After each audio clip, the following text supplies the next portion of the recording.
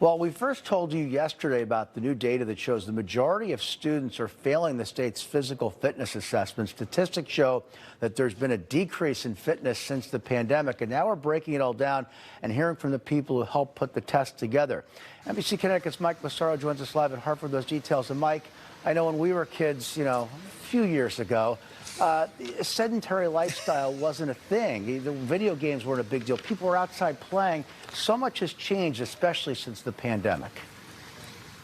Yeah, just a few years ago, I like the way you put that. When we were kids, this playground behind us probably would be full, right? Well, that's not the case right now.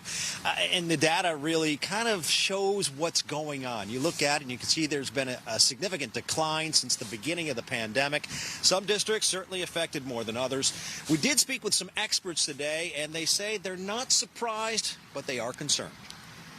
Evaluating the overall physical fitness of each district's student body, the state's public schools use a series of tests. It's a snapshot of certain elements of physiological fitness. Joe Velarde helped develop the test that measures students' running endurance, physical strength, and flexibility, all areas where experts say they've seen a decline since the pandemic. We know kids were inside and isolated, and, rec programs were curtailed, and, kids weren't in school playing. There was no recess. There was no physical education. That inactivity has seemingly had an impact. 52.9% of state students passed the test in the school year 2018-19. That number, though, dropped to 45.8% in the school year 2021-22. Kids are just more sedentary, and so it's harder to get our students to be engaged and motivated. Tracy Avacoli oversees the wellness program for Hartford Public Schools, a district that has worked to create motivation. We have included community partners like the Yard Goats and the Hartford Athletic to incentivize our students to really just do the best they absolutely can. Among the schools achieving above the state average is Cheshire.